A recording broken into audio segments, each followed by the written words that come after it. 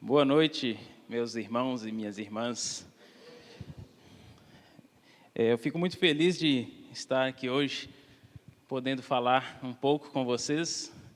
Não que eu sou mais especial que ninguém, como o Rafa falou no domingo passado, mas espero que de alguma forma eu possa ser usado aqui para que a gente entenda um pouco mais do que Deus tem para a nossa vida, do que Ele quer nos ensinar, do que Ele tem para nós nessa noite. Então, espero que você esteja com o seu coração aberto e preparado para ouvir um pouco do que a gente tem aqui a respeito da palavra de Deus. Eu vi que tem alguns que eu convidei aí, alguns alunos ali no fundo, o Eli, o Luiz, não fica com essa cara não. O Gui, o Vaso, aquele rapaz ali que serve por dois. Então, alguns dos que eu convidei. Se eu não te convidei e você veio também, seja muito bem-vindo. E os que já vêm todo domingo também, sintam-se muito bem-vindos. Para quem não me conhece, eu sou o João Marcos, eu sou o marido daquela moça maravilhosa que está ali na recepção. Dá um oizinho aí.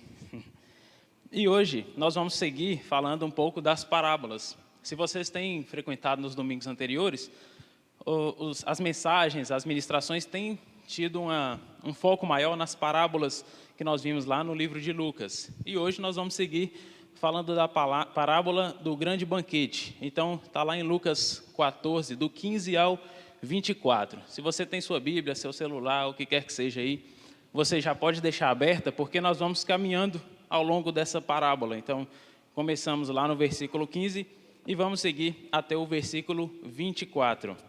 Quando a gente fala dessas parábolas, tanto não só dessa parábola do grande banquete, mas quando a gente fala lá de Lucas 14, Lucas 15, tem em si, nesse livro, e nesses capítulos especificamente, existem uma das maiores mensagens que tem na Bíblia, que é, de fato, a explicação de forma clara para nós do que é a salvação, do que é a vontade de Deus, do que é o plano dele para a nossa vida.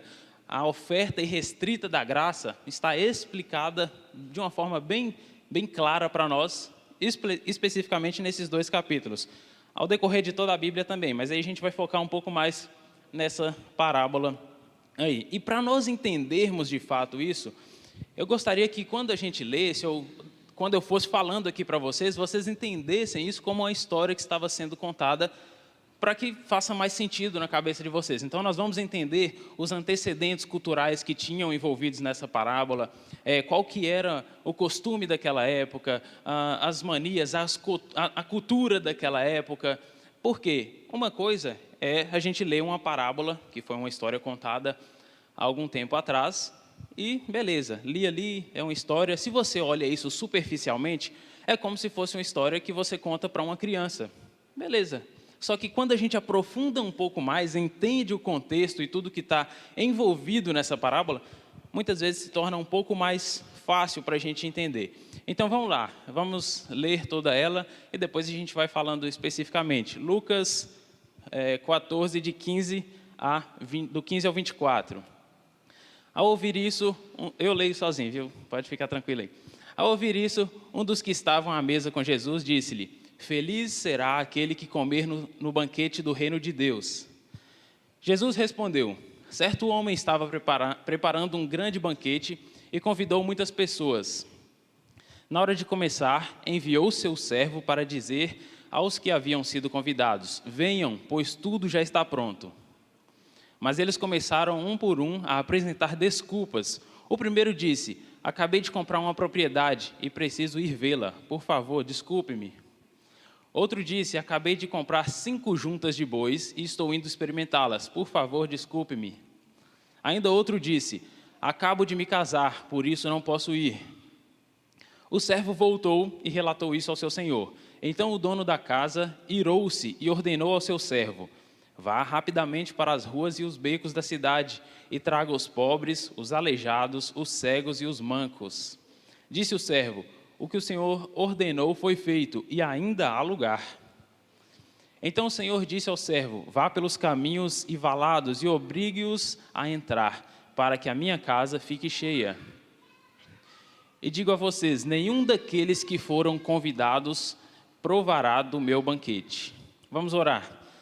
Pai, nesse momento nós colocamos em Tuas mãos essa palavra que será dita nessa noite, que não seja eu falando aqui, mas que o Senhor me use apenas como instrumento para falar aos nossos corações e que possamos aprender um pouco mais da Tua vontade e do Teu amor na nossa vida. Em nome de Jesus, amém.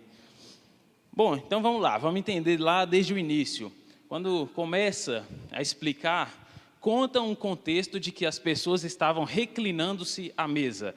E por que é importante para a gente pensar isso? Porque fala que está reclinando à mesa, mas quando nós olhamos, por exemplo, principalmente lá no Antigo Testamento, todas as refeições que falavam que estava se comendo pão, que estava se reclinando para comer alguma refeição, geralmente eram refeições que eram feitas ao ar livre. Então, não necessariamente tinha uma mesa. Talvez, quando víamos Jesus já no Novo Testamento, comendo com seus discípulos, não tinham também mesas. Mas, principalmente, quando a gente remete isso ao Antigo Testamento e fala de uma mesa, dá a entender um conceito mais de riqueza. E não fala especificamente nesse contexto nosso, dessa parábola, que tinha uma mesa. Então, quando a gente fala, qual a importância dessa mesa para aquele povo? Quando se falava, por exemplo, que você vai fazer um banquete na sua casa e tem uma mesa, quer dizer uma posição de riqueza, uma posição mais elevada. Só para eu saber com quem eu estou falando aqui nessa noite. Quem é casado, já tem filhos e tudo mais? Levanta a mão assim. Beleza. Quem é filho ou casado recente? Filho que mora com os pais, agora os pais não levantam mais as mãos. Os filhos que moram com os pais ou casou recentemente? Recentemente até uns 3 anos, vai. Só para entender, bem menos. Vocês entendem o que eu falei aqui. O resto aí não entendem. Por quê? Você, parabéns, meu irmão e minha irmã, que você já tem algum tempo em casa e tudo mais, já tem a sua mobília totalmente formada. Para um recém-casado, para uma pessoa que mora sozinho, uma mesa é um item de luxo, sim.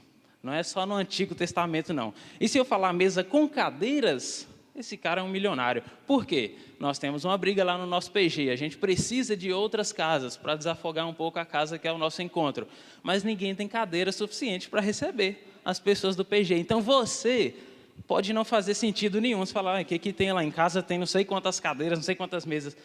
Mas eu estou te explicando do lado de cá que, para alguns até hoje, mesa é um item de luxo, ou um número maior de cadeiras. Então, a gente observa, por exemplo, no Novo Testamento, quando a gente fala ou lê lá o ato de comer, menciona em apenas 4 vezes o uso de mesas. Então, a mulher cananeia, que os cães comiam das migalhas que caíam da mesa. O rico da parábola do Lázaro, ele tem uma mesa. A mesa do cenáculo e a sala do banquete, que é o que a gente observa aqui. Então, quando a gente fala dessa sala, dá-nos a entender de que havia uma mesa, só para vocês entenderem que era um conceito de um banquete, uma coisa chique, uma coisa rica, com muita comida, com uma mesa longa, com a refeição, e aquelas pessoas estavam reclinadas, ou seja, nos dá a entender de que apesar de que era uma mesa baixa, existia essa mesa, era uma coisa chique, era uma coisa fina. E essa parábola, ela começa, vocês conseguem pôr o versículo 15 aí para mim? Aí eu vou caminhando neles. Ao ouvir isso, um dos que estavam à mesa com Jesus disse-lhe: feliz será aquele que comer no banquete do reino de Deus. Algumas refeições, não, calma aí. Algumas traduções trazem para a gente como bem-aventurado o que comer o pão no reino de Deus. Talvez, se você olhar na sua Bíblia aí, ela fala dessa maneira. Quando fala comer o pão, a gente entende que é uma expressão da cultura palestina. Não quer dizer o pão de fato, literalmente. Quer dizer fazer uma refeição. Por exemplo, na sua casa, você faz lá arroz, feijão e carne. Essa é a sua refeição. Você faz um macarrão e, um miojo. Sua refeição. O pessoal aí faz um ovo com whey. Sua refeição. Tudo bem. Quando fala-se comer o pão, entenda-se essa refeição. E quando nós trazemos, vamos entender por que fala banquete, o que tem a ver essa comida. Geralmente, nós associamos, pelo menos dos exemplos que nós vemos na Bíblia, a gente associa o banquete a um símbolo da salvação, e não, de fato, você comer em si. Então, por isso que, talvez, erroneamente, as pessoas falam que o crente come demais. Por quê? Se para nós, vou te defender, meu irmão, se você come muito. Se para nós o banquete é o símbolo da salvação, quando você está comendo, você está buscando a salvação. Mas não é assim também. Calma lá, que gula também é pecado. Mas beleza, banquete, geralmente símbolo da salvação. E é importante que a gente entenda isso para ter um plano de fundo, um contexto para essa nossa parábola. Lá no Antigo Testamento, no Salmos 23, que muitos conhecem de cor, lá no versículo 5, diz que o próprio Deus, ele prepara um banquete para aquele que confia nele. Então, Deus, ele nos dá, de fato, esse banquete. Essa parábola é a associação de um banquete a um número específico, um tipo específico de pessoas, e condiz se eles vão aceitar ou não isso. E aí a gente pode separar em algumas partes para melhor compreensão. Poderíamos até chamar de parábola dos 7 pontos, dos 7 tópicos, das 7 estrofes, e aí a gente vai dividindo em cada uma delas. Começamos lá nessa introdução, e ele começa aqui falando desse grande banquete e tudo mais. E daí a estrofe 1. E eu quero que vocês prestem atenção em alguns itens que se repetem ao decorrer dessa história. Se você é do tipo de pessoa que gosta de anotar enquanto alguém fala, tá com a caneta, um papel, seu celular, anote isso aí, ó. Tem 3 coisas que vão se repetir ao longo dessa história, que é: faça isto, por causa disto e desculpa-me. Esses 3 pontos: faça isso, por causa disso e desculpa-me. Versículo 16 a 18. Vai passando aí para a gente. Olá, Jesus respondeu: certo homem estava preparando um grande banquete e convidou muitas pessoas. Na hora de começar, enviou o seu servo para dizer aos que haviam sido convidados: venham. Então, primeiro a gente tem aqui: faça isso. O que é isso? Vá, o servo, vá, convide aquelas pessoas. Venham, vinde. Continua: pois tudo está pronto. Por causa disso. Porque, presta atenção, isso aqui é interpretação de texto. Se tiverem dúvida, eu tinha visto Hannah por aí, ou eu me enganei. Ela é do português. Ah, tá ali. Ela é do português, pode perguntar ela depois. Mas é uma interpretação de texto aqui, ó. Ela vai te ajudar. Mas faça isso, vinde. Por quê? Porque tudo já está pronto. Então, você vai vir por causa disso. E aí, passa aí para a gente. Entre as desculpas. Mas eles começaram, um por um, a apresentar desculpas. Beleza. Começa, então, a gente entender que houve um grande evento, houve um convite, e esse convite ele foi recusado. Aí você pode parar e pensar: mas que louco, ou que pessoa em sã consciência recebe um convite para um banquete, ou qualquer convite que seja, e recusa. Mas, por exemplo, olha, lembrei do nosso dia a dia, da nossa rotina. Quantas vezes a gente encontra, e eu falo por mim mesmo, quantas vezes a gente encontra alguém na rua e fala: mas que saudade e tudo mais, beleza. Vamos marcar alguma coisa? Vamos. O que a gente fala? Vou ver e te falo. É basicamente, não vou, de uma forma um pouco mais educada. Esse é basicamente o nosso... É uma conversa já pré-estabelecida. Ninguém nos ensina isso na escola, mas todo mundo sabe essa fala. Mas aí tem pessoas que são um pouco mais ousadas, quebram essa conversa nossa. Fala: tudo bem, vamos marcar alguma coisa? Vamos. Que dia? Aí, peraí. Aí já complica, porque você tem que confirmar com aquela pessoa. Aí o que você pensa? Vou ver e te falo. Aí volta a estaca zero. Então, talvez a gente julga muito o pessoal lá do banquete, mas nós fazemos pior, nem por um banquete. Mas, enfim, quando a gente observa essa sequência de ideias, elas vão se repetindo à medida que essas pessoas vão dando as desculpas. Para nós entendermos o contexto geral, nessa cultura, as pessoas elas respondiam a um convite, geralmente, a partir do segundo convite. Então, se você chamasse alguém para comer na sua casa, inicialmente, até por questão cultural, ela iria rejeitar. Não porque ela não queria ir, mas por quê? Por causa da cultura, era necessário que houvessem pelo menos 2 convites. A partir do segundo convite, ela vai aceitar, de fato, o seu jantar, o que quer que você ofereceu. Então, tem muita gente que, por educação, também faz isso nos dias de hoje.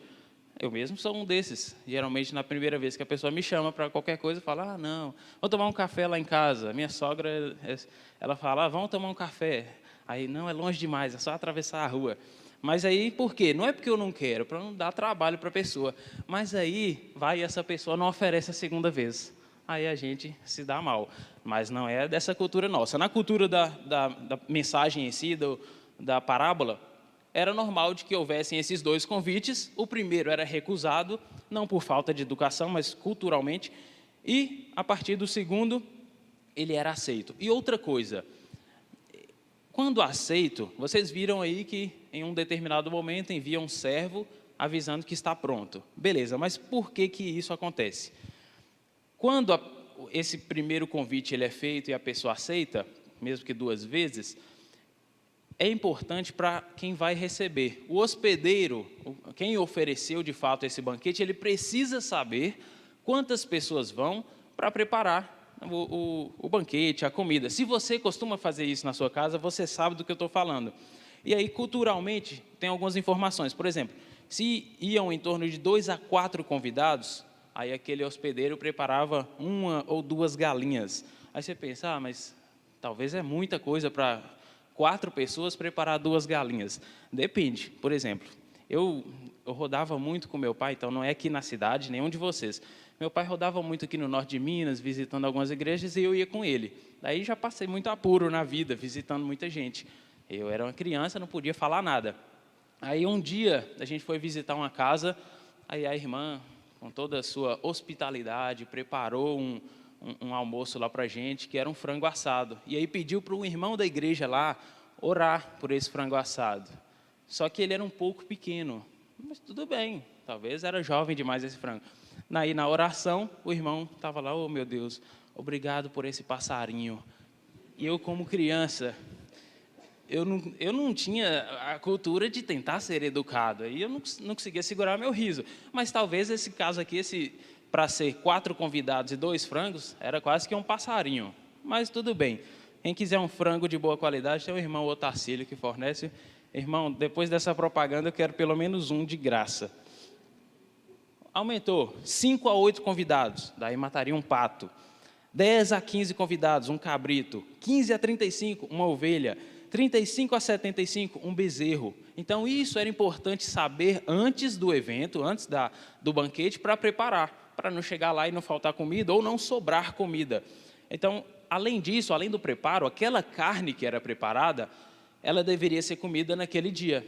Não tinha como ficar guardando, como a gente tem hoje, várias formas de conservar. E, culturalmente, se aquelas pessoas haviam aceitado o convite, elas deveriam comparecer. E aí entra essa segunda parte, que é muito boa também. Não sei se é esse aqui, mas fala que o hospedeiro ele envia o seu hóspede, o seu servo, melhor dizendo, para avisar que o banquete está pronto. Para que coisa melhor que isso? Você vai chegar e já vai ter a comida na mesa pronta para você comer. E ali sim você vai ter seu momento de comunhão. Eu sei, meu irmão e minha irmã, que quando a gente vai sair, vou na casa de alguém, vou visitar, é um momento de comunhão. Mas pensa comigo, eu não sou pastor, posso falar. É muito mais fácil ter comunhão já comendo do que com fome. Então é isso que acontece. Ele envia o servo e fala, está pronto, pode vir, ótimo. E aí, o que acontece? Em vez de todos irem, eles começam a se desculpar. Recusar um convite, inclusive de última hora, é uma falta de respeito, inclusive hoje, para nós.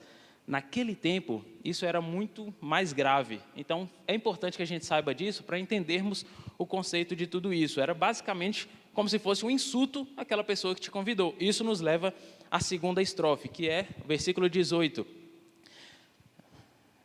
Mas eles começaram um por um, beleza? A gente já leu isso aí? O primeiro disse, acabei de comprar uma propriedade e preciso ir vê-la. Por favor, me desculpe. Lembra lá que tinha, fiz isso, preciso fazer isso, ou por causa disso, e me desculpe. O que ele fez? Comprou uma propriedade. O que ele precisa fazer? Ir ver essa propriedade. E, por fim, me desculpe. Então, nesse segundo caso, a gente pode classificar ele até como perito de imóveis. Por quê? A desculpa dele foi por causa de uma terra. E isso é uma desculpa esfarrapada. E por que eu vou falar isso para vocês? Vamos analisar a cultura. Culturalmente, lá na região do Oriente Médio, para se comprar uma terra, a pessoa sabia se tem um rio passando ali, se tem uma fonte, se tem uma cisterna, se tem pedra, se tem muro, se tem cerca, se tem árvore. Até a precipitação pluviométrica futura, a pessoa sabia, antes de comprar uma terra. E tudo isso era feito no acordo que eles assinavam, tudo documentado. Ou seja, para esse cara dessa história chegar e falar que comprou uma terra, ele já, entendemos, sabendo o contexto, ele já sabia tudo que tinha naquela terra. E o que ele fala? Preciso ir vê-la. Olha lá, acabei de comprar uma propriedade, ele já comprou. E daí ele precisa ir vê-la. Mas isso não faz sentido. E por que é essa desculpa esfarrapada? Porque ele já deveria saber de tudo isso antes mesmo de comprar. Em questões de que a gente sabe como que se dava isso, enfim. Como que a gente pode associar isso? É como se você comprasse uma casa por telefone. Eu não vi essa casa, não sei onde ela fica, não sei quem são os vizinhos, qual bairro que fica, comprei por telefone e agora eu estou indo lá ver essa casa. Para nós, em sã consciência, não faz o menor sentido isso. E no contexto em si, também não faz o menor sentido. Por que é importante que a gente saiba disso? Se você só lê ali, comprei uma casa, preciso ir vê-la. Tudo bem, ok, você está indo cuidar lá do que é seu.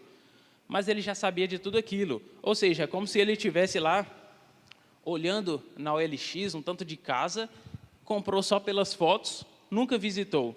Eu confesso que eu já fiz isso. Se eu comprasse tudo que eu já olhei, eu nem estaria aqui hoje, porque alguém estava atrás de mim, e de dinheiro, é claro. Mas o que eu já olhei de casa, casa na praia, eu não sei o que passa na minha cabeça, né? Mas carro, já olhei de tudo, mas não compro, isso que é importante. Mas, talvez para você entender um pouco mais o que seria isso, se eu mudo o OLX para Shopee, talvez isso faça mais sentido para você. Alguns dos irmãos vão estar do outro lado, por quê? Quem gosta, lá em casa, quem gosta mais de Shopee é a minha digníssima esposa. Então, eu estou do outro lado. Eu sou o cara que... O cara do Correios, ele já sabe meu CPF de cor. Por quê? Todo dia ele está lá. Então, é como se a pessoa estivesse olhando ali todo dia na Shopee, na OLX, alguma coisa para comprar. E comprar sem nunca nem ter visto. E pior, não é uma blusa, não é uma caneta de 10 centavos. Não que você tenha feito isso, né, meu bem? Uma caneta de 10 centavos atravessar lá da China para vir para cá. Mas era 10 centavos, né? Não é uma caneta, não é uma blusa de 10 reais. Não, nós estamos falando de uma terra. É um bem maior. E tudo isso ele usa como desculpa, de fato, para que ele não vá naquele evento. Uma outra questão. Se nós olharmos a cultura também, no meio daquela cultura, todo dia era tido como um dia útil, válido para o serviço. Ou seja, se aquele sujeito, aquele homem que comprou a terra, aceitou o convite, ele poderia muito bem ter ido naquele banquete e no dia seguinte ele teria ido olhar a sua terra. E ainda tem uma outra coisa que a gente tem que levar em conta. Culturalmente, esses banquetes eles eram feitos no final da tarde, no final do dia. Ou seja, não tinha energia elétrica para ele chegar lá, acender a luz e ver todo o terreno. Ele iria ver tudo isso, visitar no escuro. Então, todos esses argumentos que eu apresento para vocês, de acordo com a cultura local, com o contexto em que eles estavam, nos provam que isso é uma desculpa esfarrapada, de que basicamente ele pegou qualquer desculpa e falou que não ia. Uma última coisa que a gente leva em conta, os relacionamentos, apesar de que hoje também são muito importantes, naquela época eram muito mais importantes. O que aquele homem estava dizendo? Essa terra que eu comprei, ela é mais importante do que o meu relacionamento com você, o hospedeiro que convidou para aquele banquete. E isso foi uma forma de insulto, que nos leva ao segundo ato aí de negação, que é a terceira estrofe aqui para a gente, que a gente vai chamar de o arador perito. O que ele fala lá no 19? O outro disse: acabei de comprar 5 juntas de bois e estou indo experimentá-las. Por favor, me desculpe. Lembra lá, fiz isso, preciso fazer isso e me desculpe. O que ele fez? Comprou 5 juntas de boi. Preciso fazer isso. O que ele vai fazer? Experimentar. E me desculpe, não tem como eu fazer. Essa também é uma desculpa esfarrapada. E eu vou explicar a vocês, em relação ao contexto, por que é. Da mesma forma que existia já uma forma de comprar e vender terrenos, como eu expliquei para vocês, existia também uma forma de comprar esses animais. Especificamente, quando a gente fala de juntas de bois, para quem não sabe o que é isso, são aqueles bois que vão andar um do lado do outro e geralmente são usados, por exemplo, no arado. Quando iam se comprar esses bois, existiam 2 formas principais. Uma delas era o seguinte: vamos supor que eu tinha esses bois lá para vender. Daí eu levava no mercado local e nesse mercado tinha uma área, como se fosse um pequeno lote. E aí, se você tivesse interesse de comprar esses bois na minha mão, você pegava eles e poderia fazer como se fosse um test drive deles ali. Você ia arar um pequeno pedaço de terra para avaliar se eles têm força trabalhando juntos, se eles têm harmonia, se não é um puxa o outro na frente e o outro fica para trás. Tudo isso antes de negociar o preço. Então, olha lá. O segundo caso, além de levar lá no mercado, fazer o test drive, para comprar essas juntas de boi, a pessoa falava, novamente, eu estou vendendo aqui essas juntas de boi. Aí eu iria avisar para todo mundo da região, falar, ó, eu estou oferecendo essas juntas de bois, e aí eles vão estar na quarta-feira, 8 horas da manhã, arando lá na minha fazenda, e vocês podem ir lá ver eles trabalhando. Aí as pessoas que tinham interesse iam lá e viam esses bois trabalhando. Por que eu preciso que vocês entendam isso? Tudo isso acontecia antes de negociar sequer o preço, quanto mais comprar. E olha lá, está escrito aí, acabei de comprar 5 juntas de bois e estou indo experimentá-las. Por que é uma desculpa esfarrapada? Porque entende-se que se ele comprou, ele já viu esses animais trabalhando. Ele já sabia como eles funcionavam. Novamente, é como se você comprasse um carro aqui só pelo celular.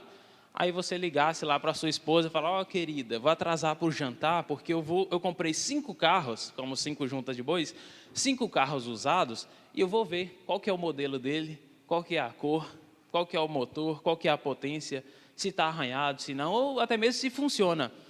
Até a esposa que ama o marido ia duvidar da sanidade mental desse sujeito. Se a gente entende esse contexto, nós entendemos mais uma vez que essa é uma desculpa esfarrapada também. Lembra que eu falei que a terra, ela foi colocada no primeiro exemplo como mais importante do que o relacionamento daqueles dois.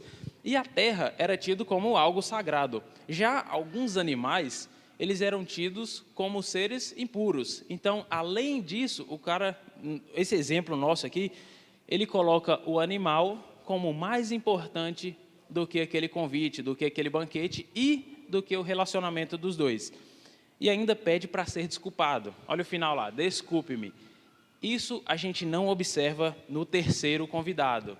Próximo versículo, 20. Ainda outro disse, acabo de me casar, por isso não posso ir.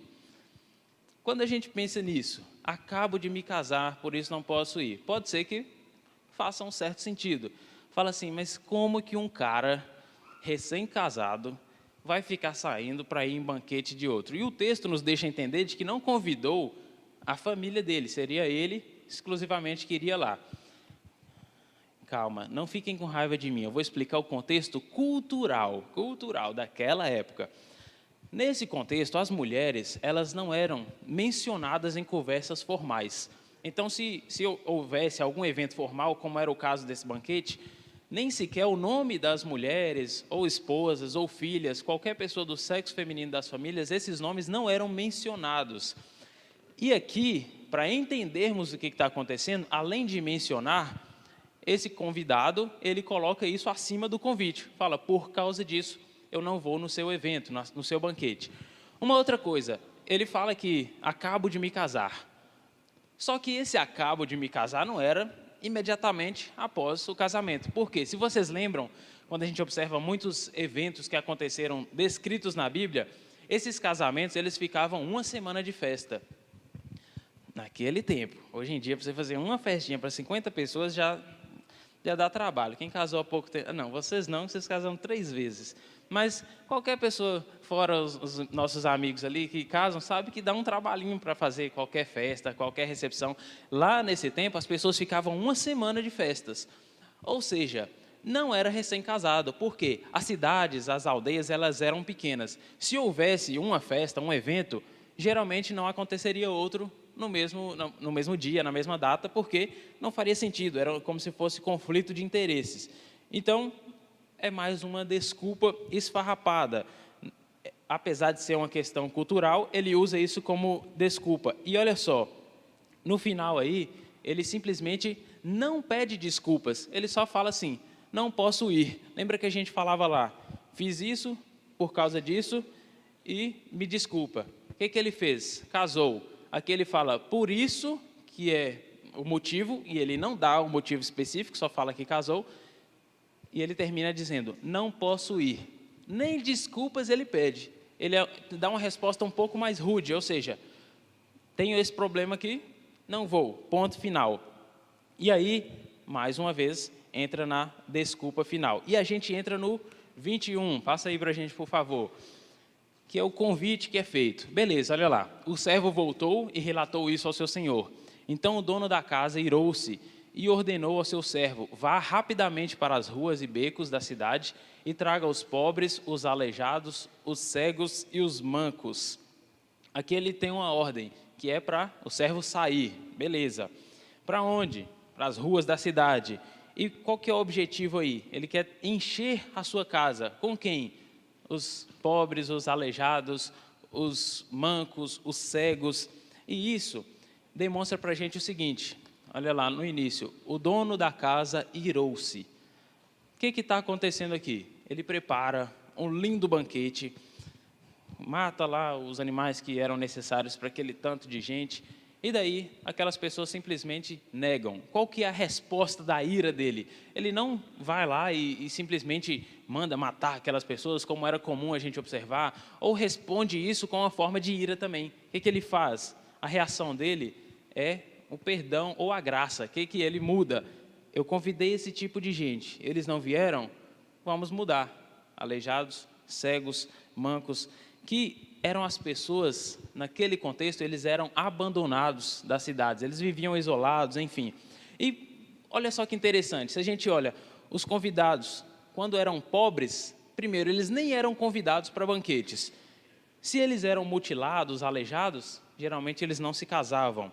Se eles eram cegos, eles não iam olhar os campos. Se eles eram coxos, eles não iam experimentar bois. Olha só que incrível. Os exemplos, as desculpas que foram dadas, quando a gente observa os outros que foram convidados, eles têm defeitos que impediriam eles de usar as mesmas desculpas, que eram coisas que eram para ser boas. É ótimo que eu tenha a oportunidade de comprar os bois, é ótimo que eu tenha me casado, é ótimo que eu tenha uma terra. O grande perigo é a gente fazer disso um empecilho entre o nosso relacionamento com Deus, que é o que essa parábola, essa história, ela quer nos mostrar. Esse banquete é a salvação, e esse convite é o que nós recebemos. Então, não é que é errado você ter o seu sítio, mas, por exemplo, se você coloca isso acima do seu relacionamento com Deus, isso é errado. Não é que é errado você se casar, mas se o seu casamento ele não engrandece o nome de Deus, não dá testemunho do amor de Deus, isso é errado. Não é errado você ter um carro, uma bicicleta, uma casa ou várias. Não é errado, mas se isso corrompe o seu relacionamento com Deus, isso é errado. Não quero que vocês entendam ao pé da letra. Então quer dizer que eu não vou me casar? Quer dizer que eu não vou comprar uma terra? Não, desde que isso coloque um empecilho entre você e Deus, é errado.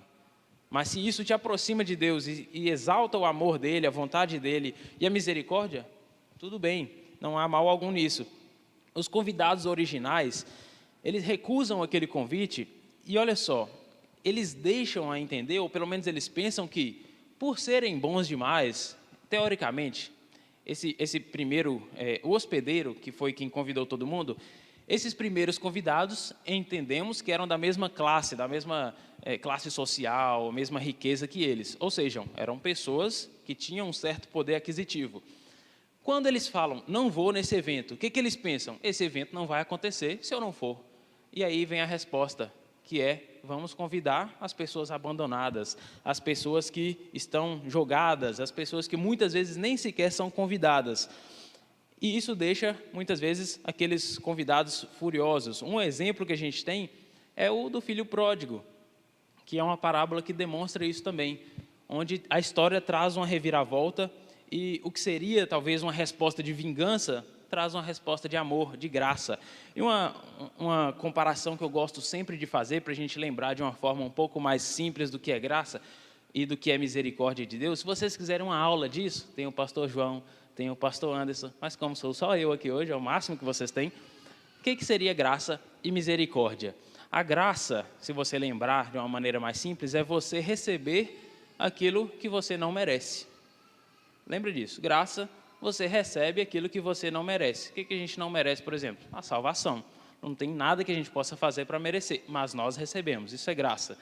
E o que seria, por exemplo, misericórdia? É você não receber aquilo que você merece. O que a gente merece? Condenação. Mas por misericórdia, Deus não nos condena. Graça, você recebe aquilo que você não merece. E misericórdia, você não recebe aquilo que você merece. E aí, essa parábola nos dá a entender de que esse primeiro convite ele foi aceito. Passa um para a gente aí, por favor, 22. Aí, ó, disse o servo, o que o Senhor ordenou foi feito e ainda há lugar. Ou seja, foi feito, beleza, o convite foi feito, mas ainda tem um espaço, tem uma vaga ali para mais pessoas. E isso nos leva ao que seria uma cena final, ao fechamento de tudo isso. Pode passar o 23 aí. Então o Senhor disse ao servo, vá pelos caminhos e valados e obrigue-os a entrar para que a minha casa fique cheia. Então nós vimos que, primeiramente, o servo foi, beleza, cumpriu esse chamado, chamou todo mundo, levou para dentro da casa, mas ainda tinha vaga. Daí ele vai e fala, saia, obrigue as pessoas a entrar em minha casa para que elas fiquem cheias. Então aqui nós observamos, inicialmente, as pessoas chamadas eram de dentro da cidade, e agora as pessoas chamadas são de fora da cidade. E aí traz duas mensagens, que são dois termos que a gente pode usar, a mensagem centrípeta e centrífuga de Jesus. O que é isso? Lembra de centrífugo? É algo que vai para fora, vai rodando, você vai centrifugar a sua roupa lá na máquina de lavar. Daí ela vai rodando, jogando essa roupa para fora para secar. Centrípeto é o contrário, é algo que vai entrando. Então a primeira mensagem ela é centrípeta, eram para aquelas pessoas que já estavam dentro, elas já estavam naquele mesmo contexto. A segunda mensagem agora, ela é centrífuga. O que é isso? Ela vai para os de fora. Ou seja, vocês de fora, agora, os que são jogados de lado da sociedade, que não são da autarquia, vocês conheçam agora essa minha mensagem, que é a mensagem centrífuga, dos de fora para os de dentro. E lembra lá que eu falei para vocês que para aceitar um convite, a pessoa tinha que ter pelo menos feito 2 vezes. E que essa primeira vez, esse convite ele seria negado, culturalmente, isso é a cultura daquele local. Então pode ser que quando a gente fala desses convidados, eles estivessem morrendo de fome, de necessidade, que aquela comida ali seria talvez para salvar a vida dele. Culturalmente, ele sentia uma pressão de dizer não, porque era daquela região isso acontecer. E a gente observa o mesmo acontecendo com Jesus. Lá em Lucas 24, não precisa abrir não, mas se você tiver interesse depois, conta quando Jesus está chegando em Emaús, e aí ele vai conversando com alguns homens pelo caminho, e chega na cidade, ouça isso, ou quando você ouve, é como se fosse uma história. Se eu falar aqui, como se eu estivesse explicando uma coisa aleatória, você não entende nada, mas como se fosse uma história, fica mais fácil. Então, Jesus está chegando em Emaús, conversando com tanto de homens ali na estrada, e esses homens, inclusive, não reconhecem que ele é Jesus.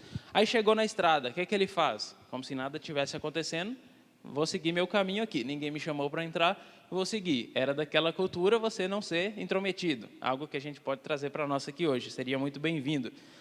Beleza, só que o que aqueles homens fazem? Gentilmente, não sei se eu poderia dizer gentilmente, mas eles arrastam Jesus para dentro da sua casa. Isso daqui tem um porquê, não é que aquele cara era mal educado, porque a pessoa, pela sua cultura, ela iria negar o convite. É normal, não é porque ela tinha nada contra, ela iria negar. Então, gentilmente, acontece a mesma coisa. Aquele senhor, ele pede ao seu servo que traga para dentro. É como se fosse o seguinte, você vai chegar lá, vai abrir um sorrisão, mas vai pegar o braço desse sujeito e trazer para a minha festa. Porque ele vai negar, mas no fundo ele vai querer vir. E é preciso que a gente faça uma força maior. Muitas vezes isso acontece na nossa vida. Vamos dar um exemplo prático disso aqui. Talvez você já passou por isso, mas é como se... Talvez você não passou por isso. Cristiano Ronaldo viesse aqui em Montes Claros. Daí, você está lá na sua casa, tranquilo, aí ele te liga, ou te manda um WhatsApp, fala, Renan, não sei se tem um Renan aqui, você está convidado para vir jantar aqui na minha casa, comprou uma casa aqui e te chamou. Você olha e fala, não é possível, é o Cristiano Ronaldo, o que eu posso levar de presente para ele lá? Eu vou chegar lá com o quê? Não tem nada aqui que você possa oferecer para ele. É algo que é surreal, você pensa assim, mas onde que eu seria amigo do Cristiano Ronaldo. Eu não dei exemplo aqui da cidade, que pode ser que vocês sejam amigos de grandes nomes aqui da cidade. Então, pus um exemplo mais distante que possa fazer menos sentido. Então, é coisa que talvez na nossa cabeça é surreal. Você fala, por mais rico que você seja, comparado ao Cristiano Ronaldo, você é um pobre, financeiramente, calma lá. Então, não fazia sentido nenhum você comparecer a esse tipo de evento. É isso que aquelas pessoas passavam. Um outro exemplo que eu já passei. Quando por exemplo, os nossos pais têm vezes que fazem isso comigo, com a gente, né? Quando eu me casei, logo em seguida, casei com 26 anos. Como um bom e velho crente que sou, como diz na Bíblia, né, para não escandalizar, espera para casar, para conhecer a sua esposa. Então, beleza, eu não queria ficar indo visitar a casa dos meus pais. Eu já morei lá até os 26 anos, só que aí o que acontece? Aí não é que você não é bem-vindo, mas é que seu pai quer que você volte a morar lá. E não é assim que funciona, você casou, tchau, vai lá de fim de semana e tudo mais. Mas eu não estava indo nem de fim de semana no início, eu estava aproveitando minha vida de casado e tudo mais. Aí meu pai me mandou uma mensagem, só que não foi assim, filhão, vamos almoçar aqui no domingo? Ele falou assim, as pessoas elas envelhecem, os dias passam, não sabemos o amanhã. Aí eu fiquei, isso é um convite ou é uma ameaça? Você está querendo que eu vá na sua casa ou está falando, se eu não for, você vai morrer? Talvez vocês já passaram por isso. É quase que meu pai chegou, pegou meu braço e empurrou para dentro da casa. Falou, volta a almoçar comigo de vez em quando.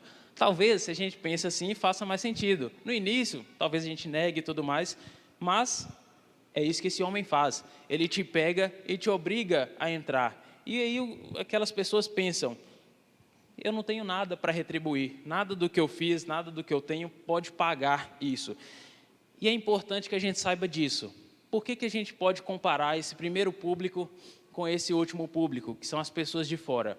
Aquelas pessoas que foram os primeiros convidados, por ter um alto poder aquisitivo, por ter riqueza, eles poderiam pensar que é justo que eu seja convidado para esse banquete. Eu indo lá, eu posso levar um presente e oferecer algo tão bom quanto eu vou receber. Ou seja, eu tenho o mérito de estar ali. Só que essas outras pessoas, os pobres, os que estão fora da cidade, os que estão nas vielas, os que têm doenças, aleijados, coxos, eles não têm nada a oferecer. Então, para eles, esse banquete é uma demonstração pura de graça. Ou seja, não há nada que eles possam fazer que pague esse convite, ou muito menos que pague o banquete em si. E isso nos faz comparar em qual dos dois grupos que muitas vezes nós estamos encaixados. A salvação, ela nos é dada pela graça. Lembra que nós falamos, graça, a gente ganha aquilo que nós não fizemos nada para merecer. E ela nos é dada dessa maneira. Se em algum momento da nossa vida a gente pensa que, eu dou uma oferta muito boa, eu vou à igreja, eu dei uma cesta básica, ótimo, isso é ótimo, mas isso não é o convite principal, isso não é uma resposta ao convite do banquete. Não há nada que a gente possa fazer que nos dê um mérito de estar participando desse banquete. Nós temos que entender que esse convite, ele nos é dado e, apesar disso, apesar de pecadores, nós devemos aceitar. E uma última coisa que a gente entende dessa parábola, para entender o contexto geral e fechar aqui com essa história. Havia um costume, melhor dizendo, que quando as pessoas que eram convidadas não iam nos banquetes, o hospedeiro, ele preparava uma pequena porção daquele jantar e enviava para essas pessoas que foram convidadas. Você, que é o famoso come e leva, que vai na festa, não é isso, viu? Não é bíblico isso aí não, você está jogando salgadinho dentro de sua bolsa por conta própria. Aqui era um costume daquela época, eu convidei não sei quem para ir na minha festa, ele não foi em questão de respeito por um motivo plausível, todos os que nós vimos aqui eram motivos, desculpas esfarrapadas, se ele não foi por um motivo realmente que não permitia, preparava-se uma porção daquele banquete e era enviado aquela pessoa para ela se sentir parte daquilo. Só que aí a mensagem que a gente observa no contexto geral dessa parábola é que o banquete ele já está posto sobre a mesa, ele já foi colocado sobre a mesa. quando a gente fala desse banquete, estamos falando da salvação. Ele já está pronto. E o chamado que Jesus tem para nós é para que nós não rejeitemos isso. Porque não tem como, se você rejeitar, não tem como eu tirar aqui, ou Jesus, no caso, tirar uma pequena porção e fazer você comer essa porção, fazer parte desse banquete lá fora. Ele está aqui, o banquete já está entre nós, a salvação ela já está entre nós. O convite que é feito para nós, ele é feito agora, não é para depois, não é para você esperar vender um carro, esperar se casar, esperar qualquer coisa. Ele é feito agora. Se esperarmos demais, pode ser que nós não façamos parte desse banquete e nem sequer uma coxinhazinha, um pedacinho de filé mignon, nem isso pode ser que a gente aproveite depois. A resposta desse convite, desse banquete que nós falamos aqui hoje, ela é feita individualmente. Eu não posso responder por vocês e vocês não podem responder por mim. Todos nós estamos convidados. Entendam que não estou falando de comida de fato. Estamos falando do banquete da salvação. Algo que já aconteceu quando Jesus morreu na cruz por cada um de nós. E essa salvação ela já está aí. E esse presente, esse banquete, ele é nos dado de graça. Não tem nada que você vai fazer que vai te dar o mérito de ter essa salvação. A única coisa que Jesus pede é uma resposta de cada um de nós. Se você vai aceitar isso, vai dizer que não tem nada que eu possa fazer, que eu possa pagar, mas eu aceito esse convite. Eu, como um pobre, como um aleijado, um coxo, o que quer que seja, eu não tenho como retribuir, mas eu aceito. Ou você se acha bom demais, acha que não é o momento, acha que tem coisas a resolver e pode, muitas vezes, perder essa oportunidade e não aproveitar nem sequer um pouquinho desse banquete. Lembrem-se disso. Esse banquete, essa declaração, ela é nos dada de graça. Ela está aí, disponível a cada um de nós. A única coisa que a gente precisa fazer é responder a esse banquete. Eu espero do fundo do meu coração que, de alguma forma, isso faça sentido no coração de cada um de vocês e que, de alguma forma, também você, se precisar, de fato, responder a Deus, ou nessa noite, enfim, quando for, que você o faça. Esse banquete está aí na sua frente. Basta você aceitar e fazer parte dessa comunhão ou recusar e, infelizmente, não fazer. Mas espero do fundo do meu coração que essa resposta seja sim e que Deus incomode e nos traga cada vez mais um pouco dessa mensagem para a nossa vida. Amém?